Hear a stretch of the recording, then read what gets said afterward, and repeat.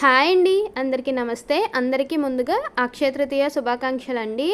అందరూ కూడా సుఖ సంతోషాలతో ఆయుర ఆరోగ్యాలతో నిండు నూరేళ్ళు వర్ధిల్లాలని మనస్ఫూర్తిగా కోరుకుంటున్నానండి. అందరూ బాగుండాలి, అందులో మేము కూడా ఉండాలని కోరుకుంటున్నానండి. ఇక్కడైతే నేను మార్నింగ్ పూజతో నా వ్లాగ్ అనేది స్టార్ట్ చేస్తున్నానండి. పూజలోకి ప్రసాదాలు చేసుకుంటున్నాను. పరమాన్నం ఇంకా గారెలు అనేవి వేస్తున్నానండి. నేను లేచేసరికి 7 అట్లా అయిపోయిందనమాట. ఇంక నేను లేచి ఫ్రెష్ అయ్యి ఇంకా ప్రసాదాలు అయితే ఫాస్ట్గా కుక్ చేసేస్తాను. ముందుగా పరమాన్నం పెట్టేస్తే అది ఉడుకుతూ ఉంటుంది కదా, అంతలోకి గారెలు అనేవి నేను మిక్సీ చేసి వేసిస్తాను. టైం అనేది సరిపోతుంది అని అనుకున్నానండి. అందుకే ముందుగా ఈ ప్రసాదం కాబట్టి ఇత్తడి గిన్నె తీసుకుని దానికి చుట్టూ పసుపు రాసి ఇలాగే బొట్లు పెట్టుకుంటున్నానండి. ఎప్పుడే ప్రసాదం చేసినా నేను ఇలాగే చేస్తానన్నమాట.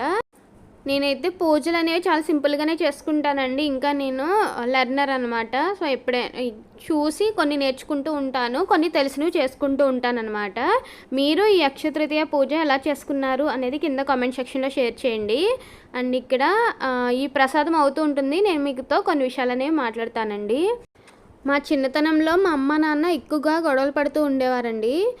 ఎంత ఎక్కువగా అంటే మా ఫాదర్ మా ఇంటికి వస్తే మాకు భయం వేసేసేది అనమాట. అంటే ఇవాళ ఏం గొడవ పడతారు, లేకపోతే ఆయన ఇవాళ ఎలా వస్తారు ఇంటికి అనేసి. ఎందుకు ఈ గొడవలు అంటే వాళ్ళకు ఉంటాయి కదా, ఇంకా వైఫ్ అండ్ హస్బెండ్ అన్న తర్వాత ఇష్యూస్ ఉంటాయి. బట్ వీళ్ళిద్దరూ అసలు కాంప్రమైజ్ అవ్వకుండా ఒకరిని ఎత్తుపెట్టి చూపించుకోవడం వల్ల పెద్ద పెద్ద గొడవలు అయ్యాయి అనమాట.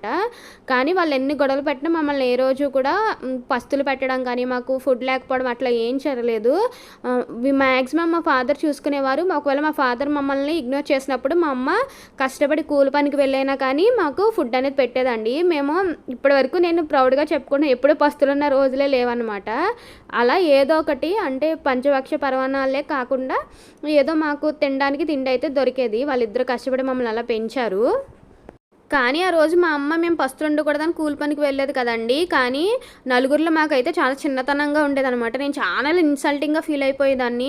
అందరు అమ్మలు ఇంటి దగ్గర ఉన్నారు, మా అమ్మ ఏంటి కూలి పనికి వెళ్తుంది, మేము స్కూల్ నుంచి వచ్చేసరికి మా అమ్మ ఉండట్లేదు, అందరూ పిల్లలు స్కూల్ నుంచి వచ్చాక వాళ్ళ అమ్మ నాన్నతో స్పెండ్ చేస్తున్నారు, వాళ్ళ అమ్మ వాళ్ళకి ఇలా పెడుతుంది అలా పెడుతుంది అని చాలా ఫీల్ అయిపోయేదాన్నండి. ఈవెన్ ఒకవేళ మా అమ్మ కూలి పనికి వెళ్ళింది అని చెప్పుకోవడానికి కూడా చాలా ఇన్సల్ట్ ఫీల్ అయిపోయేదాన్ని అనమాట. మా అమ్మేమో మా కోసం కష్టపడి కూలి పనికి వెళ్ళేదండి, మేము పస్తులు ఉండకూడదని. కానీ ఆ ఏజ్లో మాకు ఇవేమీ తెలియక మెయిన్ నేనే అనమాట చాలా ఇన్సల్టింగ్గా ఇన్సెక్యూర్డ్గా ఫీల్ అయిపోయేదాన్ని. వీళ్ళు గొడవలు పడినా కానీ నేను చాలా ఇన్సల్టింగ్గా ఉండేదన్నమాట. ఏంటి అందరిలో మేమే ఇలా ఉన్నామని చెప్పేసి. అలా మా చిన్నతనంలో చైల్డ్హుడ్ అంతా కూడా చాలా దారుణంగా గడిచిందండి. ఎప్పుడు కూడా అలాంటి రోజులు మళ్ళీ రాకూడదు అనుకుంటాను. నాకు కొంచెం ఊహ తెలిసిన తర్వాత ఇవన్నీ కామన్, ఇవి ప్రతి ఇంట్లోనూ ఉండేవే. బట్ కొంతమంది బయటికి చెప్పుకుంటారు, కొంతమంది బయటికి చెప్పుకోరని అర్థం చేసుకున్న తర్వాత కొంచెం రిలాక్స్ అయ్యానమాట. ప్లీజ్ మీరు కూడా మీ పేరెంట్స్ స్కూల్ పని చేస్తున్నారని కానీ లేకపోతే వాళ్ళ ప్రొఫెషన్ని చీప్గా చూసి మీరు ఇన్సల్ట్ ఫీల్ అవుతున్నారనే అనుకోవద్దండి. ఎందుకంటే వాళ్ళు ఏ పని చేసినా కూడా వాళ్ళ పిల్లల కోసమే చేస్తారండి, మనం పస్తులు ఉండకూడదు అని. ఆ ఏజ్లో నాకు తెలియలేదండి, అందుకే ఇప్పటికీ పడతాను. మీరు కూడా నాలాగే ఎవరైనా ఫీల్ అయ్యే వాళ్ళు ఉంటే మీరు కొంచెం తెలుసుకుంటారని, మీ పేరెంట్స్కి రెస్పెక్ట్ ఇస్తారని కోరుకుంటున్నానండి.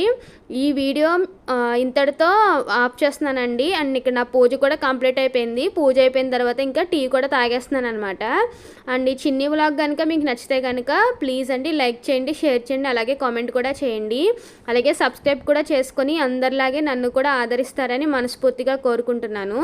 ఇవాళ వీడియోలో ఏమైనా తప్పుగా మాట్లాడితే నన్ను క్షమించండి. థ్యాంక్స్ ఫర్ వాచింగ్ అండి. Bye bye.